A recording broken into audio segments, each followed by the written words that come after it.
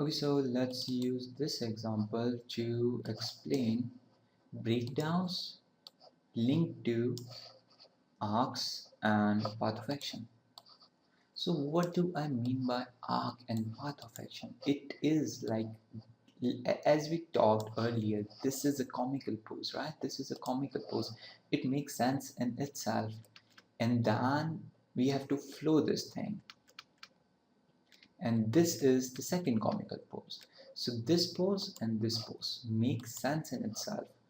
If we have this pose and this pose, and we have to figure out the complete animation between these things, how would we figure out the complete animation? We already know, like, it should anticipate and it should overshoot and it should like move in arc and all, but how would we create the breakdowns if we are just giving this pose and this pose?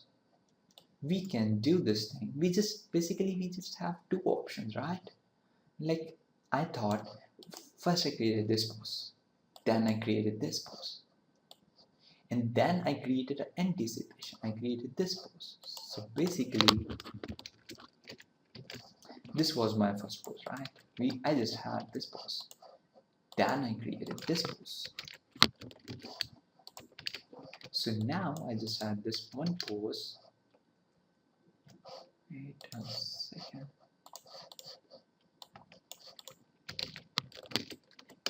So I just had this pose, right? And then I created this pose. So now I just had two poses, this pose and this pose.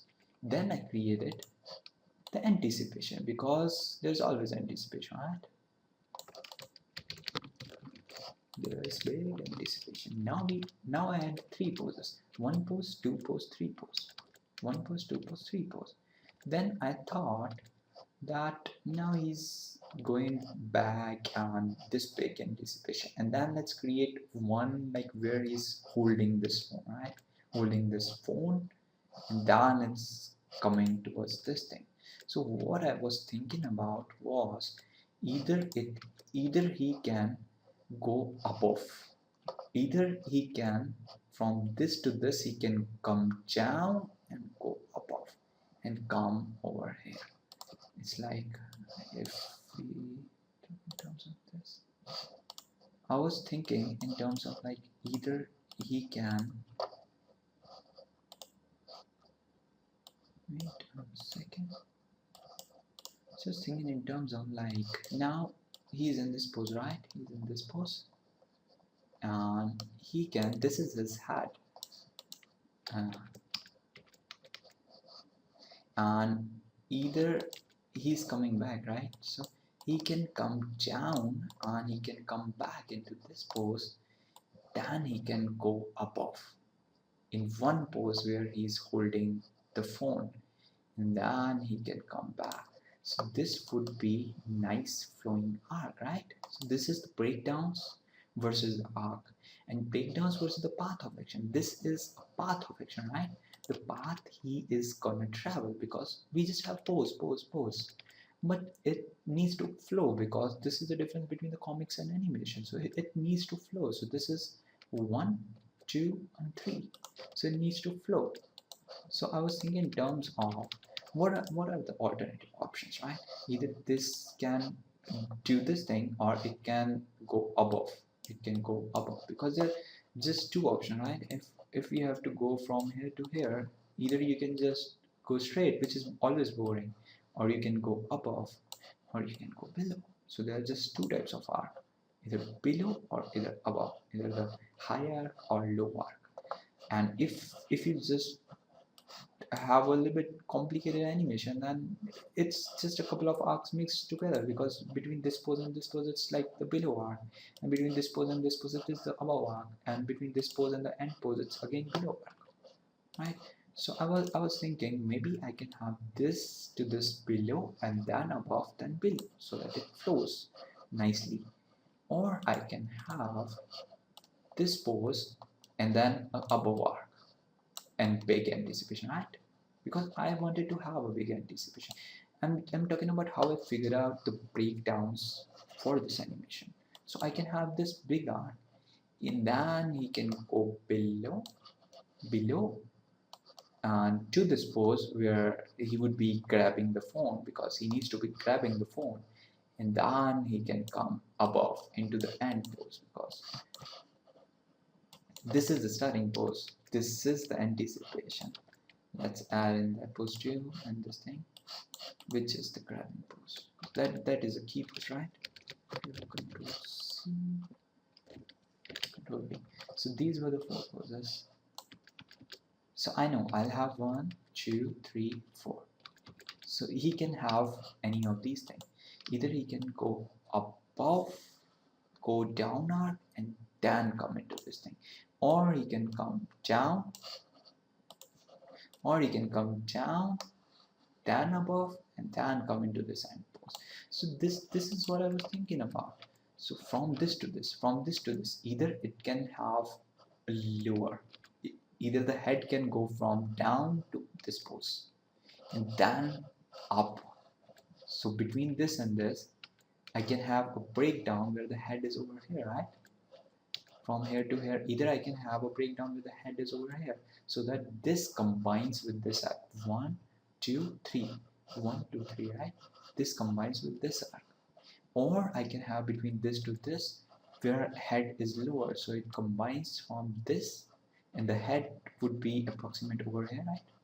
1, 2, 3, so it can come down to this thing. And the same thing from here to here, either it can come from above to this pose, because this pose and this pose are fixed, right? This pose, this pose. So either from this pose to this pose, we can have a hat in over here, or we can have a hat over down. So it can be like this, it can be like this, or it can be like this. So this was just what I was thinking about. So, and as like the complete animation is concerned, then it can be, I wanted to make it flow, like it should flow from one pose to second pose, but then it should also flow as a whole. So I was thinking in terms of like this to this and this to this is better than like it flows from here, then it goes from down, it comes there. This is better than this, right? So it can have like lower arc over here, and I'm not saying that it's wrong. It can have a lower arc over here, and then again it can have a lower arc over here, and again a lower arc over here. That means from this to this, it can have a lower arc, and it can have a lower arc, it can have a lower arc. But the good thing is if it travels in loop, like if you have any animation, it's better like the overall arc if it is traveling in loop and it's like a closed loop or something, any loop, like if it is a continuity and if it's in art, it's always better that way instead of like having this arc, then this arc, this arc, because here it breaks, here the animation breaks and it doesn't flow that nicely. So that's what I was thinking about. So this is like breakdowns versus arcs, breakdowns in terms of arc and path of action. So see, what I did finally was I had this thing, so I finally decided it would come down, it would come down, and then it would come over here. So this was first pose, it comes down and comes over here, right? So it was finally this pose, and to anticipation I decided it will come down, and I decided it would be better to go over arc and then again come down for the final animation. So between this pose and the next pose, it is going up, right? So this is the breakdown, this is the breakdown. If we say this is the pose, if we again talk in terms of if, or we can already use this thing. So between this and this, what would be the breakdown? Between this and this was the breakdown, this was my breakdown. This and this was, so it was like this, it is coming down and back, right? I hope this makes sense. Between this, it is coming down, see, down up, and down it is going up. So between this and this, so I thought this would be a great breakdown. So this would be the breakdown, right? So I had this key pose, so I was going under arc to this thing. And then I was going over arc to create this loop, So this was over arc, then it reaches, and what about this to this? Again, I was going under arc for this thing. So this thing was breakdown.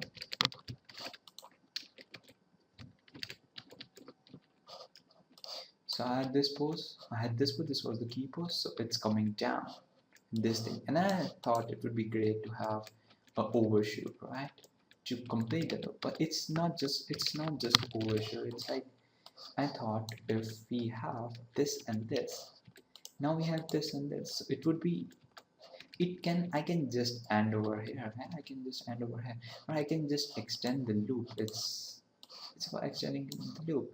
I thought this was over here, it is coming down and it is ending here, so why not just extend the loop to this? So I created a pose in here, then I created a pose in here, but all I'm thinking about is the arcs and path of action and closing the loop. So it was coming from here, it come from here, it is closing the loop. See, from here to here I created another breakdown, which is this thing, and then you'll see that it is again in a loop. See, this and this, so it's a loop, and then I created a pose in between this because it was like, it feels like a straight line, right? So I wanted to create a pose, and then I was thinking to create like over here, head over here. If you just flip through these drawings, right? If you just flip through these drawings, this is the beauty of 2D animation, right?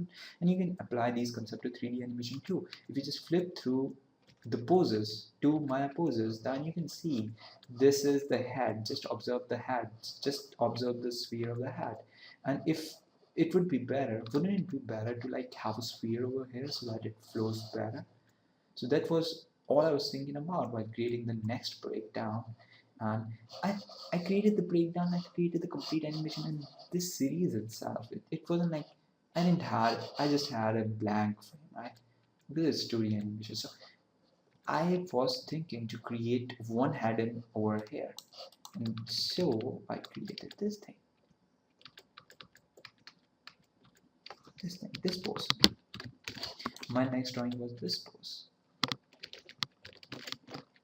Now see, now we have one head over here. This is what I talked about. So now this is a loop, a closed loop. This is how I approach, like this is down and this is coming over here. And then I created one in the middle of this because I felt this is just like going straight line. So I created one over here. See? So it sells nicely.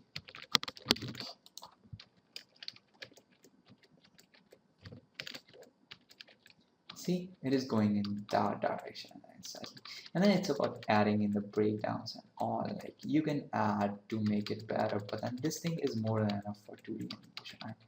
And then if you if you feel from here to here it's a straight line, then you can add in one more over here, which I did next, which I called secondary breakdown. Like once you are done with primary breakdowns, so this blocking pass is done, blocking, and even the blocking plus pass is done. Like you can see the head, if you just observe the head, all the breakdowns are done, everything is done.